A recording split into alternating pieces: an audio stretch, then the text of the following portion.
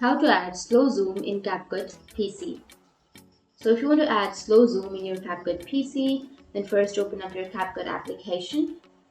Once you open your Capcut, you need to simply choose the existing project, or you can simply go for create project and go for the import, and you can import a photo or a video. So for example, I'll be choosing one. So drag and drop that to the bottom.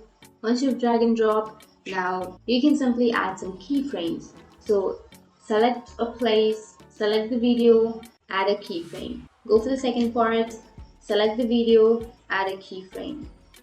So once you've added the keyframe, now select the keyframe and then go for the scale and simply select the scale and enlarge or resize the scale. And select the second keyframe and you can again resize that.